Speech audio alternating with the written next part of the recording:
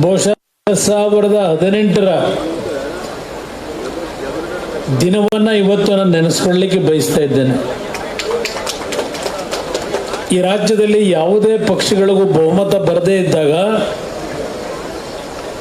ಇವತ್ತಿನ ಈ ಒಂದು ಕಾಂಗ್ರೆಸ್ನ ಆಡಳಿತ ಇವತ್ತೇನು ನಡೀತಾ ಇದೆ, ಕಾಂಗ್ರೆಸ್ ಪಕ್ಷದ ದೆಹಲಿಯ ನಾಯಕರುಗಳು ದೇವೇಗೌಡರ ಮನೆಗೆ ಬಂದು ಎರಡು ಪಕ್ಷ ಸರ್ಕಾರ ಮಾಡಬೇಕು ಅಂತ ಹೇಳಿ ಒತ್ತಾಯ ಹಾಕಿ ಅವತ್ತು ನನಗೆ ಬಲವಂತವಾಗಿ ಮುಖ್ಯಮಂತ್ರಿಯ ಸ್ಥಾನವನ್ನೇನು ಕಟ್ಟಿದ್ರು, ಇವತ್ತು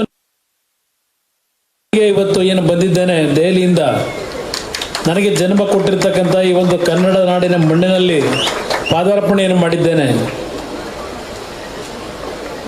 ಪಕ್ಷದ ಕಚೇರಿಯಲ್ಲಿ ಮತ್ತು ವಿಮಾನ ನಿಲ್ದಾಣದಿಂದ ಬರಬೇಕಾದರೆ ನಮ್ಮ ದೇವನಹಳ್ಳಿಯ ಚಿಕ್ಕಬಳ್ಳಾಪುರ ಭಾಗದ, ಕೋಲಾರ ಭಾಗದ ಪಕ್ಷದ ಕಾರ್ಯಕರ್ತರು ಮಾಡಿದ್ರಲ್ಲಿ, ಪಕ್ಷದ ಕಚೇರಿನಲ್ಲಿ ಇಲ್ಲಿ ರಾಜ್ಯದ ಹಲವಾರು ಪ್ರದೇಶಗಳಿಂದ ಬಂದಿರತಕ್ಕಂಥ ನನ್ನ ಕಾರ್ಯಕರ್ತ ಬಂಧುಗಳಿದ್ದೀರಿ, ಬೆಂಗಳೂರು ನಗರದ ಕಾರ್ಯಕರ್ತರು ಇದ್ದೀರಿ.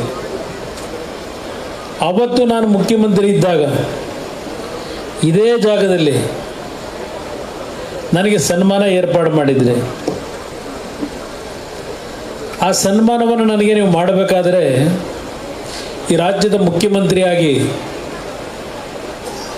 ಇದೇ ವೇದಿಕೆಯ ಮೇಲೆ ನಾನು ಮಾತನಾಡಬೇಕಾದ್ರೆ ಕಣ್ಣಲ್ಲಿ ನೀರಾಗದಂಥ ದೃಶ್ಯ ಬಹುಶಃ ನೀವು ಯಾರೂ ಮರ್ತಿಲ್ಲ ಅನ್ನೋದು ನನ್ನ ಅಭಿಪ್ರಾಯ. ಕಾಂಗ್ರೆಸ್ ಜೊತೆಯಲ್ಲಿ ನಾನು ಸರ್ಕಾರ ಮಾಡಿದಾಗ ಆ ಒಂದು ತಿಂಗಳ ನನ್ನ ಅನುಭವದಲ್ಲಿ ನಮ್ಮನ್ನು ಯಾವ ರೀತಿ ನಡೆಸ್ಕೊಂಡಿದ್ದಾರೆ ಅವರು, ನಾನು ವಿಷಕಂಠನಾಗಿದ್ದೇನೆ ಅಂತಕ್ಕಂಥ ಪದವನ್ನು ಇಲ್ಲಿ ಬಳಸಿರ್ತಕ್ಕಂಥದ್ದು ಇಲ್ಲಿರ್ತಕ್ಕಂಥ ಭಾಳ ಜನ ನಮ್ಮ ಮುಖಂಡರುಗಳು ನಿಮ್ಮ ಹೃದಯದಲ್ಲಿ, ನಿಮ್ಮ ಸ್ಮೃತಿ ಪಟದಲ್ಲಿ ಇದೆ ಅಂತಕ್ಕಂಥದ್ದು ನನ್ನ ಅಭಿಪ್ರಾಯ. ಆದರೆ ಇವತ್ತು ಈ ಒಂದು ನನ್ನ ಕಚೇರಿಯಲ್ಲಿ ನಿಮ್ಮೆಲ್ಲರ ಮುಂದೆ ನಿಂತು ನಾನೇನು ಮಾತನಾಡ್ತಾ ಇದ್ದೇನೆ, ಬಹುಶಃ ಅತ್ಯಂತ ಸಂತೋಷದಿಂದ, ಯಾವುದೇ ರೀತಿಯ ನನ್ನ ಹೃದಯದಲ್ಲಿ ಕಲ್ಮಶಗಳನ್ನು ಇಟ್ಟುಕೊಳ್ಳದೆ ಪ್ರಾಮಾಣಿಕವಾಗಿ ನನ್ನ ಹೃದಯದಲ್ಲಿರ್ತಕ್ಕಂಥ ಕೆಲವು ಮಾತುಗಳನ್ನು ಆಡಲಿಕ್ಕೆ ಬಯಸ್ತಾ ಇದ್ದೇನೆ. ಪ್ರಥಮವಾಗಿ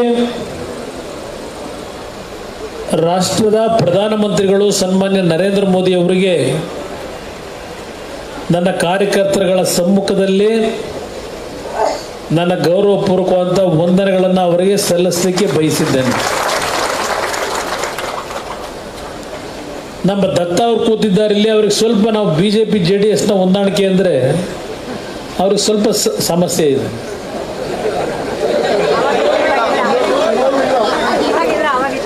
ಏಕೆಂದರೆ ಅವರು ನಮ್ಮ ರಾಷ್ಟ್ರೀಯ ಅಧ್ಯಕ್ಷರು ದೇವೇಗೌಡರ ಮಾರ್ಗದರ್ಶನದಲ್ಲಿ ಇದ್ದಾರೆ. ಈ ದೇಶದ ರಾಜಕಾರಣದಲ್ಲಿ ಸನ್ಮಾನ್ಯ ದೇವೇಗೌಡರ ಕೆಲವು ರಾಜಕೀಯದ ನಿರ್ಣಯಗಳು ನನಗೂ ಅವ್ರಿಗೂ ಸ್ವಲ್ಪ ಎಲ್ಲೋ ಒಂದು ಕಡೆ ಸ್ವಲ್ಪ ಹತ್ತಿರದಲ್ಲಿಲ್ಲ. ದತ್ತ ಅವರು ದೇವೇಗೌಡರ ಗರಡಿಯಲ್ಲಿ ಬಂದವರು, ಆದರೆ ಇಲ್ಲಿರ್ತ ಹಲವಾರು ಶಾಸಕ ಮಿತ್ರರು, ಮಾಜಿ ಶಾಸಕರು ನನ್ನ ಸಹಪಾಠಿಗಳಾಗಿ ನನ್ನನ್ನು ರಾಜಕೀಯವಾಗಿ ಅಧಿಕಾರಕ್ಕೆ ಕೂರಿಸ್ತಕ್ಕಂಥ ಕೆಲಸ ಮಾಡಿರ್ತಕ್ಕಂಥವ್ರು ಬಹಳ ಜನ ಇಲ್ಲಿದ್ದಾರೆ. ನಮ್ಮ ನಿಂಗಪ್ಪನವರಿಂದ ಪ್ರಾರಂಭ ಆದರೆ ತಿಮ್ಮರಾಯಪ್ಪನವ್ರು ಇರ್ಬೋದು, ಅಂದಾನಿ ಇರ್ಬೋದು, ಈ ಹೆಸರು ಹೇಳ್ತಾ ಕೃಷ್ಣಪ್ಪಣ್ಣ MLA ಇದ್ರಲ್ಲ ಕೃಷ್ಣಪ್ಪಣ್ಣ, ಸುರೇಶ್ ಬಾಬಣ್ಣ MLA ಇರಲಿಲ್ಲ, ಬಟ್ ನನ್ನ ಜೊತೆಯಲ್ಲಿ ಇದ್ದಂತ ಭಾಳ ಜನ ಇದ್ದಾರೆ. 2006ನೇ ಇಸ್ವಿಯನ್ನು ಸ್ಮರಿಸ್ಕೊತೀನಿ. 2006 ನಾನು ಬಯಸಿ ಮುಖ್ಯಮಂತ್ರಿ ಆಗಿದ್ದಲ್ಲ, ಅದು ಯಾವ 2004ರಲ್ಲೂ ಯಾವುದೇ ಪಕ್ಷಗಳಿಗೆ ಬಹುಮತ ಬರಲಿಲ್ಲ.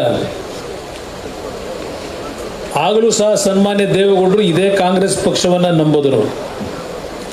ಕಾಂಗ್ರೆಸ್ ಪಕ್ಷದ ಜೊತೆ ಸರ್ಕಾರ ಮಾಡಬೇಕು ಅಂತಕ್ಕಂಥ ನಿರ್ಧಾರ ಮಾಡಿದ್ರು. ಅವತ್ತು ಸಹ ಅರುಣ್ ಜೇಟ್ಲಿ ಅವರು ಈ ಒಂದು ರಾಜ್ಯದಲ್ಲಿ BJP ಪಕ್ಷದ ಉಸ್ತುವಾರಿ ಕಾರ್ಯದರ್ಶಿಗಳಾಗಿ ಏನು ಕೆಲಸ ನಿರ್ವಹಣೆ ಮಾಡಿದ್ರು ಚುನಾವಣೆಯಲ್ಲಿ. ಆ ಚುನಾವಣೆಯ ಫಲಿತಾಂಶದ ನಂತರ ನನ್ನನ್ನು ಭೇಟಿ ಮಾಡಬೇಕು ಅಂತ ಹೇಳಿ ಈ ರಾಜ್ಯದಲ್ಲಿ ಇರ್ತಕ್ಕಂಥ ಒಂದು ಪತ್ರಿಕೋದ್ಯಮಿಯ ಮನೆ ಮಾಲೀಕರು ಅವರ ಮನೆಯಲ್ಲಿ ಒಂದು ಸಭೆ ಏರ್ಪಾಡಾಗಿತ್ತು. ಆ ಸಂದರ್ಭದಲ್ಲಿ ನನಗೆ ಒಂದು ಸಲಹೆ ಕೊಟ್ಟಂಥದ್ದು, ನಮ್ಮ ಒರಿಸ್ಸಾದಲ್ಲಿ ಬಿಜು ಪಟ್ನಾಯಕ್ ಅವರ ಮಗ ನವೀನ್ ಪಟ್ನಾಯಕ್ ಅವರು ಬಿಜೆಪಿಯವರು ಅವತ್ತು ಸಂಬಂಧ ಮಾಡಿ ಸರ್ಕಾರ ನಡೆಸ್ತಾ ಇದ್ದರು. ಅದೇ ರೀತಿಯಲ್ಲಿ ಕರ್ನಾಟಕದಲ್ಲಿ ಬಿಜೆಪಿ ಮತ್ತು JDS ಪಕ್ಷದ ಒಂದು ಸರ್ಕಾರವನ್ನು ಮಾಡೋಣ, ನಿಮ್ಮ ತಂದೆಯವರ ಶಕ್ತಿ ನಮಗೆ ಗೊತ್ತಿದೆ, ನಿಮಗೆ ಅಧಿಕಾರವನ್ನು ನಾವು ಕೊಡ್ಲಿಕ್ಕೆ ತಯಾರಾಗಿದ್ದೇವೆ ಅಂತಕ್ಕಂಥ ಚರ್ಚೆ ನಡೀತು. ಆದರೆ ನಾನು ಆ ಸಂದರ್ಭದಲ್ಲಿ ಒಂದು ಮಾತು ಹೇಳಿದೆ,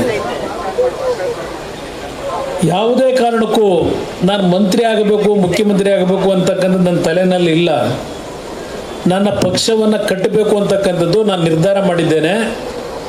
ನನಗೆ ಯಾವುದೇ ರೀತಿಯ ಅಧಿಕಾರದ ವ್ಯಾಮೋಹ ಇಲ್ಲ ಅಂತಕ್ಕಂಥ ಮಾತನ್ನು ಅರುಣ್ ಜೇಟ್ಲಿ ಅವ್ರಿಗೆ ಏನು ಹೇಳಿದ್ದೇನೆ, ಯಾವ ಮನೆಯಲ್ಲಿದ್ದೆ ಅವತ್ತು ಚರ್ಚೆಗೆ, ಅವರು ಇನ್ನೂ ಬದುಕಿದ್ದಾರೆ ಇಲ್ಲಿ ಈ ರಾಜ್ಯದಲ್ಲಿ, ಅವತ್ತು ನಾನು ಏನು ಹೇಳಿದ್ದೇನೆ ಅಂತ ಹೇಳಿ. ನಂತರ ಕಾಂಗ್ರೆಸ್ ಜೊತೆ ಸರ್ಕಾರ ಮಾಡೋದು ಏನೇನು ನಡೀತು ಅಂತಕ್ಕಂಥದ್ದು ಇತಿಹಾಸದಲ್ಲಿ ಆದರೂ ಬರೀತಾರೆ, ಬರವಣಿಗೆ ಮಾಡ್ತಕ್ಕಂಥವ್ರು ಏನೇನಾಗಿದೆ ಅಂತಕ್ಕಂಥದ್ದು. ನಾನು ಅದನ್ನೆಲ್ಲ ಸಮಯ ವ್ಯರ್ಥ ಮಾಡ್ಲಿಕ್ಕೆ ಹೋಗೋದಿಲ್ಲ ಹೇಳಿ. ನಂತರ ಕಾಂಗ್ರೆಸ್ನ ಆಡಳಿತ ಅವತ್ತೂ ಸಹ ನಮ್ಮ ಕಾರ್ಯಕರ್ತರಿಗೆ ಏನಾದರೂ ಒಂದು ಸ್ಥಾನಮಾನ ಕೊಡಲಿಕ್ಕೆ ಬಿಡಲಿಲ್ಲ. ಅವರು ಮಂತ್ರಿಮಂಡಲ ವಿಸ್ತರಣೆ ಮಾಡಲಿಕ್ಕೆ 6 ತಿಂಗಳಾದರೂ ಮಾಡಲಿಲ್ಲ. ಆಗ ಒಂದು ಸಂಘರ್ಷ ಮಾಡಲಿಕ್ಕೆ ನಾನು ನಮ್ಮ ಶಾಸಕರ ಒತ್ತಡಕ್ಕೆ ಕೈ ಹಾಕಿದೆ. ಅಲ್ಲಿಂದ ಒಂದು ಹೊಸ ಬದಲಾವಣೆ ಪ್ರಾರಂಭ ಆಯಿತು. ಕೊನೆಗೆ ದೇವೇಗೌಡರು ಚುನಾವಣೆಗೆ ಹೋಗೋಣ, ಸರ್ಕಾರ ವಿಸರ್ಜನೆ ಮಾಡಿಸೋಣ ಅಂತಕ್ಕಂಥ ತೀರ್ಮಾನ ಮಾಡಿದರು. ಆದರೆ ಬಿಜೆಪಿಯ ಕೆಲವು ನಾಯಕರು, ನಮ್ಮ ಪಕ್ಷದ ಮುಖಂಡರು, ಶಾಸಕರು ಏನಾದರೂ ಒಂದು ಟೆಂಪ್ರರಿ ತಾತ್ಕಾಲಿಕವಂತ ಸರ್ಕಾರ ತರಲೇಬೇಕಣ್ಣ, ಇಲ್ಲದೆ ನಾವು ಚುನಾವಣೆಗೆ ಹೋಗೋಕ್ಕಾಗಲ್ಲ ಅಂತೇಳಿ ಅವತ್ತು ಸರ್ಕಾರ ರಚನೆ ಆಗಿದ್ದು. ನಾನವತ್ತು ಪ್ರಕಾಶ್ ಅವರು ಇವತ್ತಿಲ್ಲ, ನಮ್ಮ ಮುಂದೆ ಅವ್ರ ಮನೆಗೆ ಹೋಗಿ ಹೇಳಿದೆ, ನನಗೆ ಅಧಿಕಾರ ಮುಖ್ಯಮಂತ್ರಿ ಆಗಿ ಅಂತ. ಅವ್ರು ಹೇಳಿದ್ರು, ಶಾಸಕರಲ್ಲಿ ನಿಮ್ಮ ಜೊತೆಲಿದ್ದಾರೆ, ನಾನು ಅದನ್ನು ಅಪೇಕ್ಷೆ ಪಡೋದು ಸರಿ ಇಲ್ಲ, ನೀವು ಮುಂದುವರಿಸಿ, ನನ್ನ ಆಶೀರ್ವಾದ ಇದೆ ಅಂದರು. ಇದೆಲ್ಲ ಒಂದು ಇತಿಹಾಸ ಇದೆ. ನಾನು ಅಧಿಕಾರವನ್ನು ಬಿಜೆಪಿಗೆ ಅವತ್ತು ಯಡಿಯೂರಪ್ಪನವರಿಗೆ ಪ್ರಾಮಾಣಿಕವಾಗಿ ಹೇಳ್ತೇನೆ, ನನ್ನನ್ನು ಬೆಳೆಸಿರ್ತಕ್ಕಂಥ ಈ ಒಂದು ಪಕ್ಷ ಇನ್ನೂ ಉಳಿಸಿರ್ತಕ್ಕಂಥ ನನ್ನ ತಂದೆ ತಾಯಂದಿರು ಇದ್ದೀರಿ, ನನ್ನ ಪಕ್ಷದ ಕಾರ್ಯಕರ್ತರು, ನನಗೆ ನೀವೆಲ್ಲ ದೇವರ ಸಮಾನ. ನಾನು ಹೃದಯದಿಂದ ಹೇಳ್ತಾ ಇದ್ದೇನೆ, ಅವತ್ತು ನಾನು ಯಡಿಯೂರಪ್ಪನವ್ರಿಗೆ ಅಧಿಕಾರ ಕೊಡಬೇಕು, ಹಸ್ತಾಂತರ ಮಾಡಬೇಕು ಅಂತ ಇದ್ದವನು. ಆ ಅಧಿಕಾರ ಹಸ್ತಾಂತರವನ್ನು ಕೊಡದೇ ಇರ್ತಕ್ಕಂಥದ್ದಕ್ಕೆ ಹಲವಾರು ರೀತಿಯಲ್ಲಿ ಯಾವ ಕುತಂತ್ರಗಳು ನಡೀತು ಅದು ಒಂದು ಭಾಗ ಇದೆ. ಆದರೆ ಆ ಕುತಂತ್ರಕ್ಕೆ ಬಲಿಯಾದವನು ನಾನು. ಆ ಕುತಂತ್ರಕ್ಕೆ ಪ್ರಾಮಾಣಿಕವಾಗಿ ನಾನು ಅವ್ರಿಗೆ ಅಧಿಕಾರ ಕೊಡಬೇಕು ಅಂತ ಇದ್ದವನು 20 ತಿಂಗಳು. ಆ ಕುತಂತ್ರಕ್ಕೆ ಬಲಿಯಾದ ಹಿನ್ನೆಲೆ 2008ನೇ ಇಸ್ವಿಯಿಂದ ಈ ಪಕ್ಷವನ್ನು ಉಳಿಸ್ಲಿಕ್ಕೆ ನಿಮ್ಮಗಳ ಜೊತೆಗೂಡಿ ಒಂದು ಪ್ರಾದೇಶಿಕ ಪಕ್ಷ ಉಳಿಸ್ತಕ್ಕಂಥದ್ದು ಅಷ್ಟು ಸುಲಭ ಇಲ್ಲ. ಇವತ್ತು ರಾಜಕೀಯದಲ್ಲಿ ಒಂದು ಪಕ್ಷವನ್ನು ಉಳಿಸ್ಕೊಳ್ಳಿಕ್ಕೆ ಆರ್ಥಿಕ ಶಕ್ತಿನೂ ಸಹ ಬೇಕು. ಯಾವುದೇ ರೀತಿಯ ಆರ್ಥಿಕವಾಗಿ ನಾನು ಮುಖ್ಯಮಂತ್ರಿಯಾಗಿ 20 ತಿಂಗಳು ಯಾವುದೇ ರೀತಿಯ ಒಂದು ವ್ಯಾಮೋಹಕ್ಕೆ, ಹಣದ ವ್ಯಾಮೋಹಕ್ಕೆ ಬಲಿಯಾಗಲಿಲ್ಲ. ಅವತ್ತು ನನ್ನ ನಾಡಿನ ಬಡ ಕುಟುಂಬದ ಶ್ರಮಿಕ ವರ್ಗದ ಯುವಕರೇನಿದ್ದಾರೆ, ಆನ್ಲೈನ್ ಲಾಟ್ರಿಯ ವ್ಯಾಮೋಹದಲ್ಲಿ ಸಾಲ ಮಾಡಿ ಆತ್ಮಹತ್ಯೆ ಮಾಡ್ಕೊತಾ ಇದ್ರು. ಈ ರಾಜ್ಯದಲ್ಲಿ ಎಲ್ಲ ರೀತಿಯ ಲಾಟ್ರಿಗಳನ್ನು ಬಂದ್ ಮಾಡದಂತ ನಿರ್ಧಾರ ಮಾಡಿದೆ. ಅವತ್ತು ನಾನು ಮನಸ್ಸು ಮಾಡಿದರೆ ಇವತ್ತು ಯಾವುದೋ ಮಟ್ಟದಲ್ಲಿ ಹಣ ಗಳಿಕೆ ಮಾಡ್ಬೋದಾಗಿತ್ತು. ಸಾರಾಯಿ ಬಂದ್ ಮಾಡಿದೆ. ಇದೆಲ್ಲ ಒಂದು ಇತಿಹಾಸ ಇದೆ. ನಾನು ಹಣಕ್ಕೆ ಅವತ್ತು ಬಲಿಯಾಗಲಿಲ್ಲ. ನಾನೊಂದು ಹೆಸರು ಮಾಡಬೇಕು, ಈ ಪಕ್ಷವನ್ನು ಕಟ್ಟಬೇಕು, ಸನ್ಮಾನ್ಯ ದೇವೇಗೌಡರ ಹೆಸರನ್ನ ಉಳಿಸಬೇಕು ಅಂತ ಹೇಳಿ ಪ್ರಾಮಾಣಿಕವಾಗಿ ಗ್ರಾಮ ವಾಸ್ತವ್ಯದ ಕಾರ್ಯಕ್ರಮವನ್ನು ಪ್ರಾರಂಭ ಮಾಡಿ ಬೆಂಗಳೂರು ನಗರದಲ್ಲಿದ್ದಾಗ ಪ್ರತಿ ಶನಿವಾರ ಬೆಳಗ್ಗೆಯಿಂದ ರಾತ್ರಿ 1 ಗಂಟೆಯವರೆಗೆ ಒಂದು ತೊಟ್ಟು ನೀರನ್ನು ಕುಡಿದೆ ಬಡ ಜನರ ಕಷ್ಟ ಸುಖಗಳನ್ನು ಕೇಳ್ತಾ ಒಂದು ಜನತಾ ದರ್ಶನ ಒಂದು ಐತಿಹಾಸಿಕವಾದ ದಾಖಲೆ ಇದೆ. ಇದೆಲ್ಲವನ್ನ ನಾನು ಮಾಡಲಿಕ್ಕೆ ಕಾರಣ ಈ ನಾಡಿನ ಒಂದು ಜನತೆಯ ಆಶೀರ್ವಾದದೊಂದಿಗೆ ಒಂದು ಸ್ವತಂತ್ರವಾದ ಸರ್ಕಾರವನ್ನು ಜನತಾದಳದ ಸರ್ಕಾರ ಈ ರಾಜ್ಯದಲ್ಲಿ 5 ವರ್ಷದ ಆಡಳಿತವನ್ನು ನಡೆಸ್ತಕ್ಕಂಥ ಸರ್ಕಾರವನ್ನು ತರಬೇಕು ಅಂತ ಹೇಳಿ ಪ್ರಾಮಾಣಿಕವಾಗಿ ನನ್ನ ಆರೋಗ್ಯವನ್ನು ಲೆಕ್ಕಿಸದೆ ನಾನು ಶ್ರಮ ಪಟ್ಟಿದ್ದೇನೆ. ಆದರೆ ಯಶಸ್ವಿ ಆಗಲಿಲ್ಲ. ಹೋದ ಕಡೆ ಎಲ್ಲ ಕಡೆ ಜನ ಸೇರ್ತಾರೆ. ನಮ್ಮ ಪಂಚರತ್ನ ರಥಯಾತ್ರೆ ಬಹುಶಃ ಅದು ಇತಿಹಾಸ, ಅದು ಪಂಚರತ್ನ ರಥಯಾತ್ರೆ. ಆ ಸೇರಿದಂಥ ಜನ ಇವತ್ತು ನಾನು ಮರ್ತೋಗಿದ್ದೆ ಎಲ್ಲ ಇವತ್ತು ಇಲ್ಲಿ ನಮ್ಮ ದೇವನಹಳ್ಳಿಯ ಮತ್ತು ನಮ್ಮ ಮುಳಬಾಗಿಲಿನ ನಮ್ಮ ಲೀಡರ್ ಎಲ್ಲ ಸೇರಿ ಒಂದು 3-4 ಬೃಹತ್ ಹಾರಗಳನ್ನು ಕ್ರೇನ್ಗಳಲ್ಲಿ ನಿಲ್ಲಿಸ್ಕೊಂಡಿದ್ರು. ಆ ಪಂಚರತ್ನ ಕಾರ್ಯಕ್ರಮದ ಸಂದರ್ಭದಲ್ಲಿ ಇಡೀ ರಾಜ್ಯದಲ್ಲಿ ತರತರಾವರಿಯ ಬೃಹತ್ ಹಾರಗಳು ಬಹುಶಃ ಅದು ದಾಖಲೆಗೆ ಹೋಯ್ತದು, ಗಿನ್ನಿಸ್ ರೆಕಾರ್ಡ್ ಆಗಿದೆ. ಆ ರೀತಿಯ ಒಂದು ನಿಮ್ಮಗಳ ಶ್ರಮ ಅವತ್ತು ರಾತ್ರಿ 2 ಗಂಟೆ 3 ಗಂಟೆನಲ್ಲಿ ಹೆಣ್ಣು ಮಕ್ಕಳಾದಿಯಾಗಿ ಕಾಯ್ತಾ ಇದ್ದಂಥ ಒಂದು ಸನ್ನಿವೇಶಗಳಿದ್ರು.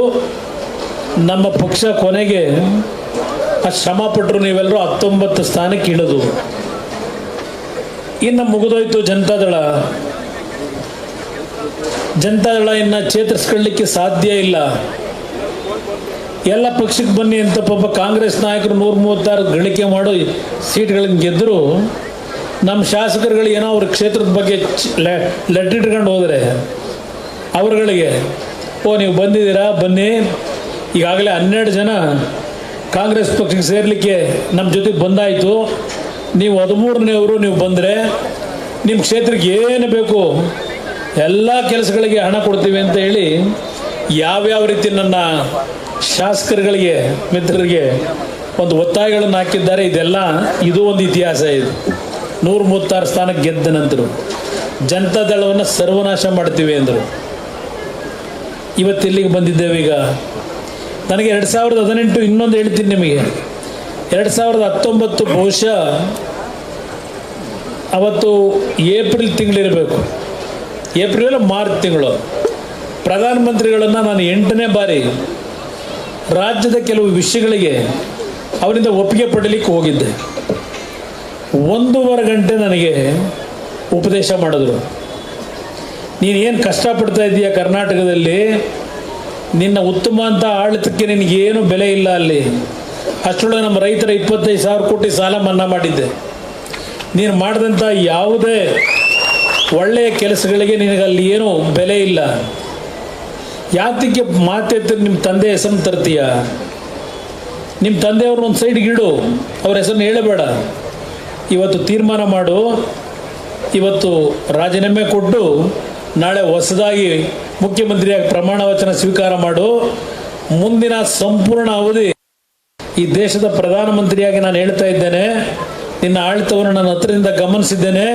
ನಿನ್ನನ್ನು ಯಾರೂ ಮುಟ್ಲಿಕ್ಕೆ ಸಾಧ್ಯ ಆಗದೆ ಇರತಕ್ಕಂಥ ಶಕ್ತಿಯನ್ನು ನಾನಿವತ್ತು ನೀನು ಕೊಡಲಿಕ್ಕೆ ತಯಾರಾಗಿದ್ದೇನೆ, ತೀರ್ಮಾನ ಮಾಡುವಂತಕ್ಕಂಥ ಮಾತನ್ನು ಹೇಳಿದ್ರು ನರೇಂದ್ರ ಮೋದಿಯವರು. ಅಷ್ಟು ಗೌರವವನ್ನು ನಮ್ಮ ಕುಟುಂಬದ ಮೇಲೆ, ದೇವೇಗೌಡರ ಮೇಲೆ ಇಟ್ಟಂಥ ಗೌರವಾನ್ವಿತ ಪ್ರಧಾನಮಂತ್ರಿಗಳ ಮಾತನ್ನು ಅವತ್ತು ನಾನು ಕೇಳಿದ್ರು. ಬಹುಶಃ ನೀವೆಲ್ಲ ಇಷ್ಟೊಂದು ಕಷ್ಟ ಅನುಭವಿಸಿ ನನ್ನನ್ನು ಇವತ್ತು ಈ ಪರಿಸ್ಥಿತಿಯಲ್ಲಿ ನೋಡ್ತಕ್ಕಂಥದ್ದಕ್ಕಿಂತ ಮುಂಚೆನೇ ನಿಮಗೂ ಸ್ವಲ್ಪ ಕಷ್ಟ ಶ್ರಮವನ್ನು ಕಡಿಮೆ ಮಾಡಲಿಕ್ಕೆ ನನಗೆ ಅವಕಾಶ ಇತ್ತು. ಆ ಒಂದು ಅವಕಾಶ ಕಳ್ಕೊಂಡೆ ನಾನು. ಮುಗಿದೋಯ್ತು ಅಂದರು. ನಾನೇ ಆಗಿ ಬಿಜೆಪಿಯ ಕೇಂದ್ರ ಸರ್ಕಾರದ ಜವಾಬ್ದಾರಿಯುತವಾದಂಥ ಮುಖಂಡರ ಮನೆಗೆ ಹೋಗಿದ್ದಲ್ಲ, ಅವರೇ ಕರೆಸ್ಕೊಂಡ್ರು ನನ್ನನ್ನು ಚುನಾವಣೆ ನಂತರ ಪ್ರೀತಿಯಿಂದ. ಇವತ್ತು ನಮ್ಮ ವಿಶ್ವಾಸ ನಿನ್ನ ಜೊತೆನಲ್ಲಿದೆ, ನಮ್ಮ ಜೊತೆಗೂಡಿ ಕೆಲಸ ಮಾಡು ಅಂತ ಹೇಳಿ ಆಹ್ವಾನ ಕೊಟ್ಟು ಇವತ್ತು ನನಗೆ ಕೊಟ್ಟಿರ್ತಕ್ಕಂಥ ಗೌರವ ಏನಿದೆ, ಆ ಗೌರವವನ್ನು ನಾನು ಪಡ್ಕೊಂಡಿದ್ರೆ ಇಲ್ಲಿರ್ತಕ್ಕಂಥ ನನ್ನ ಕಾರ್ಯಕರ್ತರಿಗೆ ಈ ಗೌರವ ಸಲ್ಲಬೇಕು ಅನ್ನೋದನ್ನು ನಾನು ಕೇಳಲಿಕ್ಕೆ ಬಯಸ್ತಾ ಇದ್ದೇನೆ. ಇಲ್ಲೇ ನಮ್ಮನ್ನು ಕೇಳ್ತಿದ್ದವ್ರು ಯಾರು? ಅಂಥ ಒಂದು ಕಷ್ಟ ಕಾಲದಲ್ಲೂ ಈ ಪಕ್ಷವನ್ನು ಉಳಿಸ್ತೀವಿ ಬೆಳೆಸ್ತೀವಿ ಅಂತಕ್ಕಂಥ ನಿಮ್ಮ ಈ ಛಲ ಏನಿದೆ, ನಾನು ಇವತ್ತು ಒಂದು ಮಾತನ್ನು ಹೇಳ್ತೇನೆ.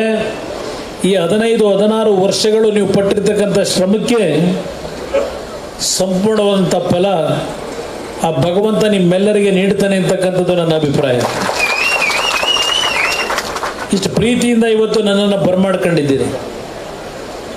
ಇವತ್ತು ನಮ್ಮ ಪಕ್ಷ ಈ ಮಟ್ಟಕ್ಕೆ ಕೇವಲ ನಾವು ಗೆದ್ದಿರತಕ್ಕಂಥ 2 ಸ್ಥಾನ. ನಾನು ಹಾಸನ ಜಿಲ್ಲೆಯ ಜನತೆಗೆ ದೋಷ ಕೊಡಲ್ಲ. ಇವತ್ತೇನಾದರೂ ಜನತಾದಳ ಉಳಿಸಿ ಬೆಳೆಸಿದರೆ ಆ ಜಿಲ್ಲೆಯ ಜನತೆಯ ಆ ಒಂದು ದೇವೇಗೌಡರಿಗೆ ಕೊಟ್ಟಿರ್ತಕ್ಕಂಥ ಒಂದು ಶಕ್ತಿ ಏನಿದೆ, ಆ ಶಕ್ತಿ ಏನಿದೆ ಅದನ್ನು ನಾನು ಕೊನೆ ಉಸಿರಿರೋವರೆಗೂ ಹಾಸನ ಜಿಲ್ಲೆಯ ಜನತೆಯನ್ನು, ನನ್ನ ಕಾರ್ಯಕರ್ತರನ್ನ ಮರೀತಕ್ಕಂಥವನಲ್ಲ. ಕೆಲವು ರಾಜಕೀಯದ ಬೆಳವಣಿಗೆಗಳಾಗಿದ್ದಾವೆ, ಅದಕ್ಕೂ ಒಂದು ಕಾಲ ಬರುತ್ತೆ, ಅದಕ್ಕೂ ಕಾಲ ಬರುತ್ತೆ. ನನಗೆ ನೋವೆಲ್ಲ ಆಯಿತು ನನ್ನ ಕುಟುಂಬದ ಬಗ್ಗೆ. ಇವತ್ತೇನು ನಡೀತಾ ಇದೆ ಪಾಪ, ನಾನು ಕುಟುಂಬ ಅಂತ ಹೇಳಿದ್ರೆ, ನಾನು ಕುಟುಂಬ ಆದರೆ ನಾನು ನಿಖಿಲ್ಲು ಅನಿತಾ ಅಂತ ಹೇಳಿದೆ ಅಂತೇಳಿ ಅದಕ್ಕೂ ಪ್ರಚಾರ ನಡೆದೋಯ್ತು. ನಮ್ಮ ಕುಟುಂಬದಲ್ಲಿ ನಾವು ಬೇರೆ ಇದ್ದೇವೆ, ಎಲ್ಲರ ಅವ್ರವ್ರ ವ್ಯವಹಾರ ಅವ್ರು ಮಾಡ್ಕೊತಾರೆ. ಆ ಹಿನ್ನೆಲೆಯಲ್ಲಿ ಹೇಳಿದ್ರೆ ಅದಕ್ಕೂ ನನ್ನ ಮೇಲೆ ಟೀಕೆ ಮಾಡಿದ್ರು. ಆದರೆ ಇವತ್ತು ಹೇಳ್ತೇನೆ, ಈ ರಾಜ್ಯದ ಮುಖ್ಯಮಂತ್ರಿಗಳಿಗೆ, ಇವತ್ತು ಕಾಂಗ್ರೆಸ್ನ ನಾಯಕರಿಗೆ ಹೇಳ್ತೇನೆ, 82 ವರ್ಷದ ಯಡಿಯೂರಪ್ಪ ನಮ್ಮ ಕುಟುಂಬ ಮುಗಿಸಬೇಕು ಅಂತ ಹೇಳಿ ಏನೇನು ಮಾಡ್ತೀವಿ ನಾವು, ಎದುರಿ ಪಲಾಯನವಾದ ಮಾಡಲ್ಲ. ಮಾಡಿದ್ರಿ ನಿಮ್ಮ ಉಪಯೋಗ ಪಡಿಸಿಕೊಂಡು ನಿಮ್ಮ ಮಂತ್ರಿಗಳು, ನಿಮ್ಮ ಪೊಲೀಸ್ ಅಧಿಕಾರಿಗಳನ್ನ ಯಾವ ರೀತಿ ನೀವು ದುರುಪಯೋಗ ಪಡಿಸ್ಕೊತಾ ಇದ್ದೀರಿ, ಅದೆಲ್ಲ ಒಂದು ಭಾಗ ಇರಲಿ, ಕಾನೂನು ತೀರ್ಮಾನ ಮಾಡಲಿ ಅದನ್ನು. ಆದರೆ ನನಗೆ ನೋವಾಗಿದ್ದು ನಿನ್ನೆ ದಿನ ಈ ರಾಜ್ಯ 4 ಬಾರಿ ಮುಖ್ಯಮಂತ್ರಿಗಳಾಗಿ 82 ವರ್ಷದ ಯಡಿಯೂರಪ್ಪನವ್ರ ಬಗ್ಗೆ ಯಾವ ಕುತಂತ್ರ ನಡೆಸ್ಕೊಂಡು ನೀವು ಅರೆಸ್ಟ್ ಮಾಡಬೇಕು ಅಂತೇಳಿ ಅವ್ರ ಮೇಲೆ ಕೈ ಹಾಕಿದ್ದೀರಿ. ದೇವೇಗೌಡರ ಕುಟುಂಬ ಮುಗಿಸಾಯಿತು, ಈಗ ಯಡಿಯೂರಪ್ಪನವ್ರ ಕುಟುಂಬನೂ ಮುಗಿಸೋಣ ಅಂತಕ್ಕಂಥದ್ದು ನಿಮ್ಮ ಈ ಕುತಂತ್ರ ಇದೆಯಲ್ಲ. ಮುಂದಿನ ದಿನ ಈ ರಾಜ್ಯದಲ್ಲಿ ಕಾಂಗ್ರೆಸ್ಸು ಸಂಪೂರ್ಣ ಸರ್ವನಾಶ ಆಗೋದನ್ನ ಯಾರು ತಪ್ಪಿಸ್ಲಿಕ್ಕೆ ಸಾಧ್ಯ ಇಲ್ಲ. ಅದು ಫೆಬ್ರವರಿ ತಿಂಗಳಿನಲ್ಲಿ ಕಂಪ್ಲೇಂಟ್ ಕೊಟ್ರಂತೆ. ಫೆಬ್ರವರಿ ತಿಂಗಳಿನಲ್ಲಿ ಆ ಕೇಸ್ನಲ್ಲಿ ಆ ರೀತಿ ಆಗಿದ್ರೆ ಈ 3 ತಿಂಗಳು ಯಾತಕ್ಕೆ ಅವ್ರನ್ನ ಟಚ್ ಮಾಡಲಿಲ್ಲ ನೀವು? 4 ತಿಂಗಳು ಯಾಕೆ ನೀವು ಟಚ್ ಮಾಡಲಿಲ್ಲ ಯಡಿಯೂರಪ್ಪನವ್ರನ್ನ? ಆ ಕೇಸ್ನಲ್ಲಿ ಯಾವುದೋ ನಮ್ಮ ಮುರುಘರಾಜೇಂದ್ರ ಒಂದು ಪ್ರಕರಣ ಆಯಿತು, 24 ಗಂಟೆಲಿ ಅರೆಸ್ಟ್ ಮಾಡಿದ್ರಿ. ಇಲ್ಲಿ ಯಾವುದೋ ಇದೆಂಥದ್ದು ಇದು ಅಂದ್ರಳ್ಳಿ ಅಂತೇಳಿ ಇಲ್ಲಿ ಯಾವುದೋ ಒಂದು ಪಾಪ ಅವ್ರು ಯಾರೋ ಸ್ವಾಮಿ ನನ್ನನ್ನೇನೋ ಒಂದು ಕರೆದೇನೋ ಪೂಜೆ ಮಾಡಿಸಿದ್ರು, ದೇವೇಗೌಡರನ್ನ ಕರೆದು ಅಲ್ಲೇನೋ ಒಂದು ಪೂಜೆ ಮಾಡಿದ್ರು ಅಂತೇಳಿ ಅವ್ರ ಮೇಲೆ ಅದು ಎಂಥದೋ ಒಂದು ಮತ್ತೆ ಅಲ್ಲೊಂದು ಪೋಸ್ಕೋನೋ ಮಾಡಿ ಪಾಪ ಅವ್ರನ್ನ ತಗೊಂಡೋಗಿ ಅಲ್ಲೆಲ್ಲೋ 3 ತಿಂಗಳಾಯ್ತು 4 ತಿಂಗಳಾಯ್ತು ಗೊತ್ತಿಲ್ಲ ಅರೆಸ್ಟ್ ಮಾಡಿಟ್ಟು. ಈ ಕೇಸನ್ನ ನೀವು ಟಚ್ ಮಾಡಿದೆ. ಈಗ ನೀವು ಯಡಿಯೂರಪ್ಪನವರ ಹೆಸರನ್ನ ತಂದು ನಾನ್ ಬೇರಬಲ್ ವಾರೆಂಟು ಅಂತ ಹೇಳಿ ಕೈ ಹಾಕಿದ್ದೀರಲ್ಲ. ನಿಮ್ದೊಂದು ಇಲಾಖೆನ ಇದು, ನಿಮ್ಮ ಸರ್ಕಾರನ ಇದು, ನಿಮ್ಮ ಕಾನೂನು. 4 ತಿಂಗಳಿಂದ ಏನು ಮಾಡ್ತಾ ಇದ್ರಿ? ಇವತ್ತು ನಿಮಗೆ ಯಾವೊಂದು JDS BJPಯ ಮೈತ್ರಿಯಿಂದ ಈ ನಾಡಿನ ಜನತೆ ಇವತ್ತು ಕಾಂಗ್ರೆಸ್ನ ಮುಗಿಸ್ತಕ್ಕಂಥ ತೀರ್ಮಾನ ಮಾಡಿದ್ದಾರೆ. ಅವ್ರು ತಿಳ್ಕೊಂಡಿದ್ದಾರೆ ಕಾಂಗ್ರೆಸ್ನವರು 9 ಸೀಟ್ ಗೆದ್ದಿದ್ದೀವಿ ಅಂತೇಳಿ. ಆ 9 ಸೀಟು ಅವ್ರ ಶ್ರಮದಲ್ಲಿ ಗೆದ್ದಿದ್ದಲ್ಲ. ಅದು ಕೆಲವು ಕ್ಷೇತ್ರದಲ್ಲಿ ನಮ್ಮವರು ಸ್ವಲ್ಪ ಮೋದಿಯವರ ಹೆಸರಿನಲ್ಲಿ ನಾವು ಗೆದ್ದಾಯ್ತು ಅಂತ ಹೇಳಿ ಸ್ವಲ್ಪ ಆ ಶ್ರಮ ಹಾಕತಕ್ಕಂಥದ್ರಲ್ಲಿ ಸ್ವಲ್ಪ ಕಡಿಮೆ ಮಾಡಿದ್ರಿಂದ ಇವತ್ತು ಗೆದ್ದಿದ್ದಾರೆ. ಇಲ್ಲದೆ ಇದ್ದಿದ್ರೆ ಸ್ಥಾನ ನಾವು ಗೆಲ್ತಾ ಇದ್ವು. ಹಾಸನದಲ್ಲಿ ಅಧಿಕಾರಿಕದಿಂದದು ಪೆನ್ ಡ್ರೈವ್ ಅಂತ ಕುಮಾರಸ್ವಾಮಿ ಜೋಬಲ್ ತೋರ್ಸನು ಇದೇ ಡ್ರೈವ್ ಇರಬೇಕು ಬಿಟ್ಟ ಅಂತ ಹೇಳಿದ್ರು. ನಿಮ್ಮ ಯೋಗ್ಯತೆಗೆ ನ್ಯಾಯಯುತವಾದ ಚುನಾವಣೆ ನಡೆಸದೆ ಏನೇನಿದ್ದೀರಿ? ಹೆಣ್ಣು ಮಕ್ಕಳು ಗೌರವ ಹಾಳು ಮಾಡಿರ್ತಕ್ಕಂಥದ್ದು ನಿಮ್ಮಂತ ನೀಚರು ಇವತ್ತು ಆ ಹೆಣ್ಣು ಮಕ್ಕಳು ಕುಟುಂಬಗಳನ್ನು ಹಾಳು ಮಾಡಿದ್ದೀರಿ. ಆ ಪೆನ್ ಡ್ರೈವ್ಗಳಲ್ಲಿ ಆ ಹೆಣ್ಣು ಮಕ್ಕಳು ಮುಖ ಇಟ್ಟು ಏನು ನಡೆದಿದೆಯೋ ಇನ್ನೂ ಏನೋ ಘಟನೆಗಳು ಬರಬೇಕದು. ನಾನು ಯಾರನ್ನು ವಹಿಸ್ಕೊಳ್ಳಲ್ಲ. ಚುನಾವಣೆಯಲ್ಲಿ ಗೆಲ್ಲಕ್ಕೋಸ್ಕರವಾಗಿ ಹಲವಾರು ಕುಟುಂಬದ ಹಾಳು ಮಾಡಿರ್ತಕ್ಕಂಥ ಇಂಥ ನೀಚ ಸರ್ಕಾರ ಇದು. ಯಾರನ್ನ ಅರೆಸ್ಟ್ ಮಾಡಿದ್ದೀರಿ? ಯಾರನ್ನ ಅರೆಸ್ಟ್ ಮಾಡಿದ್ದೀರಿ ನೀವು? ನಡೀತಲ್ಲ ಅದು ಯಾವುದೋ ಒಂದು ಫೋನು ಕಾನ್ವರ್ಸೇಷನ್ ನಮ್ಮ ಸಿ ಡಿ ಶಿವ ಅವರದು. ನನಗೆಲ್ಲ ಆ ಲೆವೆಲ್ಗೆ ಇಳಿಬಾರ್ದು. ನಾನು ಕೇಂದ್ರದ ಸಚಿವನೇನಿದ್ದೇನೆ ಅವ್ರ ಲೆವೆಲ್ಗೆ ನಾನು ಬರಬಾರ್ದು. ಈಗ ನನ್ನ ಗುರಿ ಈ ನಾಡು, ಈ ರಾಜ್ಯ, ದೇಶ ಅಭಿವೃದ್ಧಿಗೆ ನನ್ನ ಗುರಿ ಇರಬೇಕು ಹೊರತು ಇಂಥವರ ಬಗ್ಗೆ ಚರ್ಚೆ ಮಾಡೋದು ಎಲ್ಲ ನನಗೆ ಸರಿ ಬರೋದಿಲ್ಲ ಅಂತಕ್ಕಂಥದ್ದು ನಾನು ಅರ್ಥ ಮಾಡ್ಕೊಂಡಿದ್ದೇನೆ. ಈ ಕಾನೂನು ತೀರ್ಮಾನ ಮಾಡುತ್ತೆ. ಪಾಪ ಮೊನ್ನೆ ಯಾರೋ ಹೇಳ್ತಾ ಇದ್ರು, ಪಾಪ ಮುಖ್ಯಮಂತ್ರಿಗಳು ಎಲ್ಲ ಮತ್ತೊಂದು ಮೀಟಿಂಗ್ ನಡೆಸಿದ್ದಾರೆ. ಈಗ ಮತ್ತೊಂದು ಮೀಟಿಂಗ್ ನಡೆದಿದೆ. ಮೊನ್ನೆ ಏನು ಮೀಟಿಂಗ್ ಮಾಡಿದ್ದಾರೆ?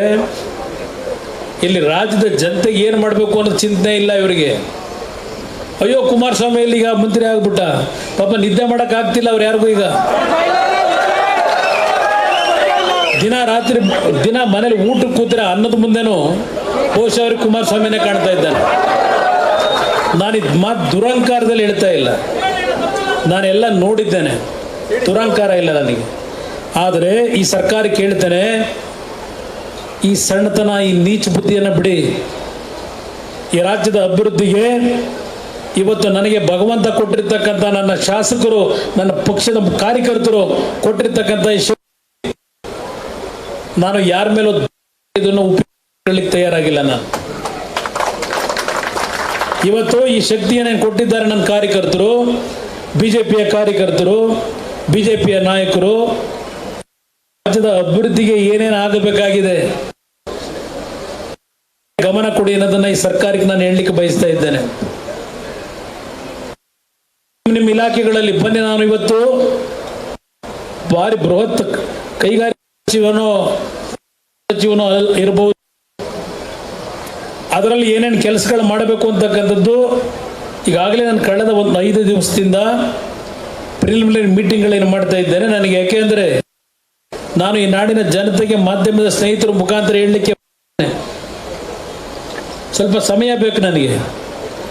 ರಾಜ್ಯದಲ್ಲಿ ಮುಖ್ಯಮಂತ್ರಿಯಾಗಿ ಕೆಲಸವನ್ನು ಮಾಡಬೇಕಾದ್ರೆ ನನಗೇನು ಅನುಭವ ಇರಲಿಲ್ಲ. ಮೊದಲನೇ ಬಾರಿ ಮುಖ್ಯಮಂತ್ರಿ ಆಗಿ ದೇವೇಗೌಡರು ಮಗ ಅನ್ನೋದು ಬಿಟ್ಟರೆ ಏನು ಇವನಲ್ಲಿ ಅರ್ಹತೆ ಇದೆ ಅಂತಕ್ಕಂಥದ್ದು ನಡೀತಾವತ್ತು. ಆದರೆ ಒಂದು ಆಡಳಿತವನ್ನು ಯಾವ ರೀತಿ ನಡೆಸಬೇಕು ಅನ್ನೋದನ್ನು ನನಗೆ ಅನುಭವ ಇಲ್ಲದೆ ಇದ್ದಾಗಲೂ ಹಲವರಿಂದ ವಿಷಯವನ್ನು ನಾನು ಕ್ರೋಢೀಕರಿಸಿ ಅತ್ಯುತ್ತಮವಾದ ಆಡಳಿತವನ್ನು ಕೊಡ್ತಕ್ಕಂಥ ಕೆಲಸ ಏನು ಮಾಡಿದ್ದೇನೆ. ಅದೇ ರೀತಿಯಲ್ಲಿ ಇವತ್ತು ಕೇಂದ್ರ ಸರ್ಕಾರದಲ್ಲಿ ಗೌರವಾನ್ವಿತ ಪ್ರಧಾನಮಂತ್ರಿಗಳು ನನಗೆ ಕೊಟ್ಟಿರ್ತಕ್ಕಂಥ ಈ ಒಂದು ದೊಡ್ಡ ಇಲಾಖೆ ಇದು. ಇಡೀ ದೇಶದ ಆರ್ಥಿಕ ಪ್ರಗತಿ, ಇಡೀ ದೇಶದಲ್ಲಿ ಒಂದು ನಿರುದ್ಯೋಗದ ಸಮಸ್ಯೆಯನ್ನು ಬಗೆಹರಿಸಲಿಕ್ಕೆ ಹಲವಾರು ರೀತಿಯ ಒಂದು ಕಾರ್ಯಕ್ರಮಗಳನ್ನ ತರಲಿಕ್ಕೆ ನಿಮ್ಮ ಆಶೀರ್ವಾದದಲ್ಲಿ ನನಗೇನು ಒಂದು ಅವಕಾಶ ದೊರಕಿದೆ. ಪ್ರಾಮಾಣಿಕವಾದ ಪ್ರಯತ್ನವನ್ನು ಪಡ್ತೇನೆ. ನಾಡಿನ ಯುವಕರು, ಈ ದೇಶದ ಯುವಕರಿಗೆ ಯಾವ ರೀತಿಯಲ್ಲಿ ಇವತ್ತು ಉದ್ಯೋಗ ಕೊಡಬೇಕು ಅನ್ನೋದನ್ನು ನಾನು ಮೊನ್ನೆ ನಮ್ಮ ಅಧಿಕಾರಿಗಳಿಗೆ ಒಂದು ಮಾತು ಹೇಳಿದೆ. ಒಂದು ಗುಜರಾತ್ನಲ್ಲಿ ಒಂದು ಯೂನಿಟ್ನ ತರಬೇಕು ಅಂತ ಹೊರಟರು. ಒಂದು ಸೆಮಿಕಂಡಕ್ಟರ್ನ ಉತ್ಪಾದನೆ ಮಾಡ್ತಕ್ಕಂಥ ಒಂದು ಯೋಜನೆ, ಸೆಮಿಕಂಡಕ್ಟರ್ನ. ಆ ಯೋಜನೆಯನ್ನ ಒಂದು ಮೈಕ್ರಾನ್ ಅಂತಕ್ಕಂಥ ಕಂಪನಿ, ಹೆಸರು ಹೇಳಬಾರದು ಬಹುಶಃ, ಅದೇನು ಬರೆಯೋದು ಬೇಡ ನೀವು.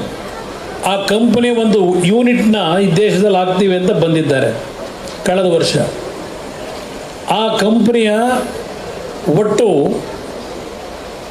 ಆದಾಯ ಇನ್ವೆಸ್ಟ್ಮೆಂಟು $2.75 ಬಿಲಿಯನ್. $2.75 ಬಿಲಿಯನ್.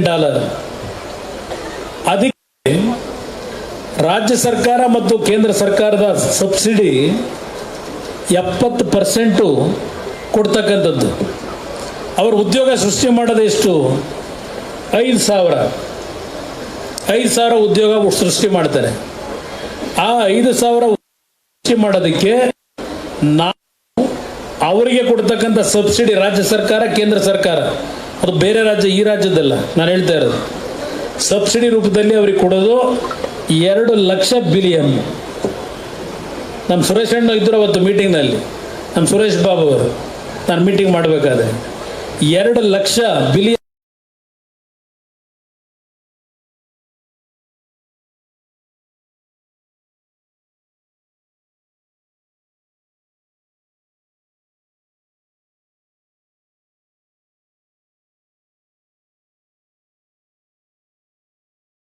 ಉದ್ಯೋಗಕ್ಕೆ ನಾವು ಅವ್ರಿಗೆ ಕೊಡೋ ಸಬ್ಸಿಡಿ. ನಾನು ನಮ್ಮ ಅಧಿಕಾರಿಗಳಿಗೆ ಹೇಳಿದೆ, 5,000 ಜನಕ್ಕೆ ಒಂದೊಂದು ಉದ್ಯೋಗಕ್ಕೆ ನೀವು ಆ ಕಂಪ್ನಿಗೆ 3,20,00,000 ನೀವು ಸಬ್ಸಿಡಿ ಕೊಟ್ಟು ಉದ್ಯೋಗ ಕೊಡೋದು ಎಷ್ಟು ಮಟ್ಟಿಗೆ ಸರಿ? ಸಣ್ಣ ಸಣ್ಣ ಉದ್ಯೋಗವನ್ನು ಇವತ್ತು ತರಿಸ್ತಕ್ಕಂಥವ್ರು ನಮ್ಮಲ್ಲಿ, ನಮ್ಮ ರಾಜ್ಯದಲ್ಲಿ ಪೀಣ್ಯದಲ್ಲಿ ಇವತ್ತು ನಮ್ಮ ಸ್ಮಾಲ್ ಸ್ಕೇಲ್ ಇಂಡಸ್ಟ್ರಿಗಳಿದ್ದಾವೆ. ಎಷ್ಟು ಲಕ್ಷ ಜನಕ್ಕೆ ಉದ್ಯೋಗ ಕೊಟ್ಟಿದ್ದಾರೆ. ಅವರು ನಾವೇನು ಅವರಿಗೆ ಬೆನಿಫಿಟ್ ಕೊಟ್ಟಿದ್ದೇವೆ? ಇದೆಲ್ಲ ನಾನು ಚಿಂತನೆ ಮಾಡ್ತಾ ಇದ್ದೇನೆ. ಯಾವ ರೀತಿ ದೇಶದ ಸಂಪತ್ತು, ಏಕೆಂದರೆ ಭಾಳ ಜನಕ್ಕಿದೆ. ಇವತ್ತು ಈ ಚುನಾವಣೆಯಲ್ಲಿ ಚರ್ಚೆಗಳು ನಡೀತು, ನಮಗೆ ಉದ್ಯೋಗ ಇಲ್ಲ, ನಮ್ಮ ಮಕ್ಕಳನ್ನ ಓದಿಸಿದ್ದೇವೆ, ಉದ್ಯೋಗ ಇಲ್ಲ ನಮಗೆ ಅಂತಕ್ಕಂಥದ್ದನ್ನು ಎಲ್ಲ ಕಡೆ ಚರ್ಚೆ ಮಾಡೋದು ಕೇಳಿದ್ದೇನೆ.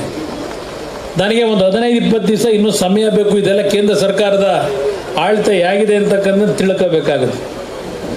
ನಾನಿವತ್ತು ಪ್ರಧಾನಮಂತ್ರಿಗಳಿಗೆ ಈ ದೇಶ ಒಂದು ಉತ್ತಮವಾದ ರೀತಿಯಲ್ಲಿ ಪ್ರಗತಿ ಆಗಬೇಕು ಅಂತಕ್ಕಂಥ ಚಿಂತನೆ ಇಟ್ಕೊಂಡಿದ್ದಾರೆ. 2047ಕ್ಕೆ ಈ ದೇಶ ಅಮೃತ ಕಾಲ ಸೃಷ್ಟಿಯಾಗಬೇಕು ಅಂತಕ್ಕಂಥದ್ದು. ನಮ್ಮ ದೇಶದ ಆರ್ಥಿಕ ಶಕ್ತಿ 2030ರೊಳಗೆ ನಾವು 3ನೇ ಸ್ಥಾನಕ್ಕೆ ಬರಬೇಕು ಅಂತಕ್ಕಂಥದ್ದು. ಮುಂದಿನ 2047ಕ್ಕೆ 1ನೇ ಸ್ಥಾನಕ್ಕೆ ಬರಬೇಕು ಅಂತಕ್ಕಂಥ ಚಿಂತನೆ ನರೇಂದ್ರ ಮೋದಿ ಅವರು ಏನು ಇಟ್ಕೊಂಡಿದ್ದಾರೆ. ಅವರು ಇವತ್ತು ನಮಗೆ ಕೆಲಸ ಮಾಡ್ತಕ್ಕಂಥ ಎಲ್ಲ ರೀತಿಯ ಮುಕ್ತವಾದ ಅವಕಾಶಗಳನ್ನು ಕೊಟ್ಟಿದ್ದಾರೆ. ಪ್ರತಿಯೊಂದು ವಾಚ್ ಮಾಡ್ತಾರೆ, ಗೊತ್ತು ನನಗೆ. ನಮ್ಮ ಒಂದೊಂದು ಕ್ಷಣವನ್ನು ಅವರು ವಾಚ್ ಮಾಡ್ತಾರೆ. ನಾನು ಸ್ವಲ್ಪ ಇನ್ನೂ ಅಲ್ಲಿ ವಿಷಯಗಳನ್ನು ಕ್ರೋಢೀಕರಿಸ್ಕೋಬೇಕಾಗಿದೆ. ಯಾವ ರೀತಿ ಈ ಇಲಾಖೆಯಲ್ಲಿ ಸಮರ್ಥವಾಗಿ ಕೆಲಸ ಮಾಡೋದಷ್ಟೇ ಅಲ್ಲ, ನನ್ನ ಕೃಷಿಕ ಬಂಧುಗಳು ಅವ್ರಿಗೆ ಯಾವ ರೀತಿ ಇವತ್ತು ಬೇರೆ ಮಂತ್ರಿಗಳಿದ್ದಾರೆ, ಅವರಿಂದ ಯಾವ ರೀತಿ ಕೆಲಸ ಮಾಡಿಸ್ಬೇಕು, ಸ್ಕಿಲ್ ಡಿಪಾರ್ಟ್ಮೆಂಟಲ್ಲಿ ಯಾವ ರೀತಿ ಉದ್ಯೋಗದ ಒಂದು ಸಮಸ್ಯೆಗಳಿಗೆ ಪರಿಹಾರ ತರಬೇಕು. ಬರೀ ನನ್ನ ಇಲಾಖೆಗೆ ಸೀಮಿತ ಆಗೋದಿಲ್ಲ. ಇವತ್ತು ದೇವೇಗೌಡರ ಬಗ್ಗೆ ಇಟ್ಟಿರ್ತಕ್ಕಂಥ ಅಲ್ಲಿಯ ಹಲವಾರು ಮಂತ್ರಿಗಳು, ನಾಯಕರುಗಳೇನಿದ್ದಾರೆ, ದೇವೇಗೌಡರ ಬಗ್ಗೆ ಪ್ರಧಾನಮಂತ್ರಿಗಳಲ್ಲೂ ಇವತ್ತು ಸಹ ಯಾವೊಂದು ಗೌರವವನ್ನು ಇಟ್ಕೊಂಡಿದ್ದಾರೆ. ಇದನ್ನು ಉಪಯೋಗ ಮಾಡ್ಕೊಳ್ಳೋದ್ರ ಮುಖಾಂತರ ಒಂದು ಕಡೆ ಈ ರಾಜ್ಯದ ಸಮಸ್ತ ಒಂದು ಬದಲಾವಣೆಯನ್ನು ತರಲಿಕ್ಕೆ, ಅಭಿವೃದ್ಧಿ ಪೂರ್ವಕವಾದ ಕಾರ್ಯಕ್ರಮ, ನೀರಾವರಿಯ ಸೌಲಭ್ಯಗಳ ಸಮಸ್ಯೆಗಳೇನಿದೆ ಇದೆಲ್ಲವನ್ನು ನಾನು ಇಲ್ಲಿ ಭಾಷಣ ಮಾಡಿ ನಾಳೆ ಬೆಳಗ್ಗೆ ಒಂದು ರಾತ್ರಿನಲ್ಲಿ ಮುಗಿಸ್ತೀನಿ ಅಂತ ಹೇಳೋಕ್ಕಾಗಲ್ಲ. ಇದು ಸಮಯ ಬೇಕು. 75 ವರ್ಷ ಕಳೆದಿದ್ದೇವೆ. 75 ವರ್ಷದಲ್ಲಿ ಯಾವ ನೀರಿನ ಸಮಸ್ಯೆಗಳು 62ರಿಂದ ಪ್ರಾರಂಭ ಆಗಿ, ಸ್ವಾತಂತ್ರ್ಯ ಪೂರ್ವದಲ್ಲಿ ನಮ್ಮ ಭಾಗದಲ್ಲಿ ಪ್ರಾರಂಭ ಆಗಿದ್ದು ನೀರಾವರಿಯ ಸಮಸ್ಯೆ. ಇವತ್ತು ಅಪ್ಪರ್ ಕೃಷ್ಣಾದ ಏನಿದೆ, ಮಹದಾಯಿದು ಏನಿದೆ, ಇದು ಎಲ್ಲದರ ಬಗ್ಗೆ ಒಂದು ರಾತ್ರಿಲೇ ಎಲ್ಲ ನಾನು ಅನುಷ್ಠಾನಕ್ಕೆ ತಂದು ಕೊಟ್ಬಿಡ್ತೀನಿ ಅಂತ ಹೇಳಲ್ಲ, ಸಮಯ ಬೇಕು. ಆದರೆ ಪ್ರಾಮಾಣಿಕವಾಗಿ ಈ ನಾಡಿನ ಜನತೆಗೆ ನಾನು ಹೇಳ್ತೀನಿ, ಈ ವೇದಿಕೆಯ ಮುಖಾಂತರ ನನ್ನ ಪಕ್ಷದ ಕಚೇರಿ ಆವರಣದಿಂದ ಈ ರಾಜ್ಯದ ಸಮಗ್ರ ಅಭಿವೃದ್ಧಿಯ ಜೊತೆಗೆ ನನಗೆ ಕೊಟ್ಟಂಥ ಈ ಇಲಾಖೆ ಏನಿದೆ, ನನ್ನ ತಾಯಂದರಿಗೆ ಒಂದು ಮಾತು ಹೇಳ್ತೀನಿ, ಹೆಣ್ಣು ಮಕ್ಕಳಿಗೆ ನಿಮ್ಮನ್ನು 2,000 ರೂಪಾಯಿ ಕೊಟ್ಟು ತೃಪ್ತಿ ಪಡಿಸೋದಲ್ಲ ನನಗೆ ಬೇಕಾಗಿರೋ ಕಾರ್ಯಕ್ರಮ. 2,000 ರೂಪಾಯಿ ಕೊಟ್ಟು ನಿಮಗೆ 2,000 ರೂಪಾಯಿ ಗೃಹಲಕ್ಷ್ಮಿ ಯೋಜನೆ ಕೊಟ್ಬಿಟ್ಟು ನಿಮ್ಮನ್ನು ಉದ್ಧಾರ ಮಾಡಿದ್ದೀವಿ ಅನ್ನೋದೆಲ್ಲ ನಮ್ಮ ಕಾರ್ಯಕ್ರಮ.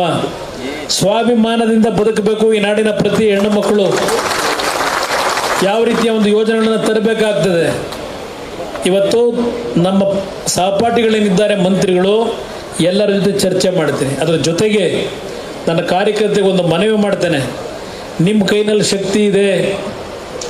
ಇವತ್ತು ಚಂದ್ರಬಾಬು ನಾಯ್ಡು ಅವರು ಕಳೆದ 2019 ಚುನಾವಣೆ 18ರಲ್ಲಿ ಗೆದ್ದಿದ್ದು 15-20 ಸ್ಥಾನ ಗೆದ್ದರು, ಎಲ್ಲ ಬಿಟ್ಟು ಹೋದರು. ಅವ್ರನ್ನ ಏಕಾಂಗಿ ಆದರು, ಅವ್ರನ್ನ ಜೈಲಿಗೂ ಕಳಿಸಿದ್ರು.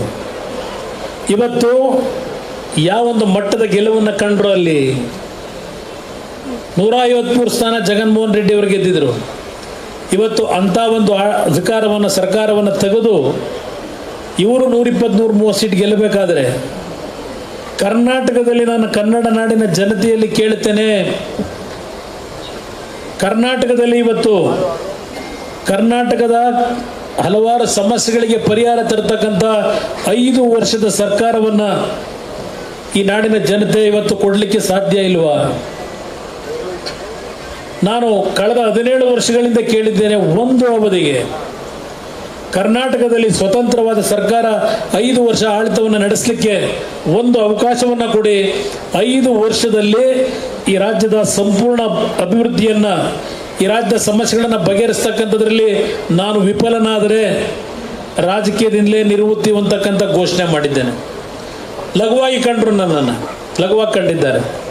ಆದರೆ ಇವತ್ತು ನನ್ನ ಕಾರ್ಯಕರ್ತರಿಗೆ ಹೇಳ್ತೇನೆ, ಯಾವೊಂದು BJP ಜೊತೆ ಇವತ್ತು ಸಂಬಂಧ ಇಟ್ಕೊಂಡಿದ್ದೇವೆ, BJP ಮತ್ತು JDS ಒಂದಾಗಿ ಹೋಗಬೇಕು ಅನ್ನೋದು ಕೇಂದ್ರ ಸರ್ಕಾರದಲ್ಲೂ ಸಹ ಇವತ್ತು ಕೇಂದ್ರದ ನಾಯಕರುಗಳಲ್ಲಿ ಆ ಭಾವನೆ ಏನಿದೆ. ನಾವು ಯಾವುದೇ ರೀತಿಯಲ್ಲಿ ಇವತ್ತು, ಏಕೆಂದರೆ ಇವತ್ತು GT ದೇವೇಗೌಡರು ಹೇಳ್ತಾ ಇದ್ರು, ಈ ಚುನಾವಣೆಯಲ್ಲಿ ಜನತಾದಳದ ಕಾರ್ಯಕರ್ತರು ಬರೀ ಹಳೆ ಕರ್ನಾಟಕದಲ್ಲ, ಉತ್ತರ ಕರ್ನಾಟಕ ಭಾಗದಲ್ಲೂ BJP ಕಾರ್ಯಕರ್ತರಿಗಿಂತ ಒಂದು ಹೆಜ್ಜೆ ಮುಂದೆ ಹೋಗಿ BJPಯ ಅಭ್ಯರ್ಥಿಗಳಿಗೆ ಪ್ರಾಮಾಣಿಕವಾಗಿ ದುಡಿಮೆ ಮಾಡಿದ್ರು ಅಂತಕ್ಕಂಥದ್ದನ್ನು ಕೇಂದ್ರದ BJPಯ ನಾಯಕರು ಇವತ್ತು ಹೇಳ್ತಾ ಇದ್ದಾರೆ. ಅದರ ಪ್ರತಿಫಲವೇ ಇವತ್ತು ಕುಮಾರಸ್ವಾಮಿಗೆ ಜನತಾದಳದಲ್ಲಿ ಮಂಡ್ಯ ಮತ್ತು ಕೋಲಾರದ ನನ್ನ ಜನತೆ ನನಗೇನು ಆಶೀರ್ವಾದ ಮಾಡಿದ್ದೀರಿ. ಇವತ್ತು ನನ್ನನ್ನು ಕ್ಯಾಬಿನೆಟ್ ರ್ಯಾಂಕ್ನಲ್ಲಿ ಇವತ್ತು ಸೀನಿಯಾರಿಟಿಯನ್ನು ಕೊಟ್ಟಿದ್ದಾರೆ.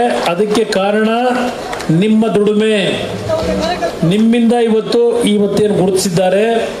ನಾನು ನಿಮಗೆ ಒಂದು ಮಾತು ಹೇಳ್ತೇನೆ, ಹಲವಾರು ರೀತಿಯಲ್ಲಿ ನಾನು ಪಬ್ಲಿಕ್ಕಾಗಿ ಕೆಲವು ವಿಷಯ ಹೇಳೋದಿಲ್ಲ.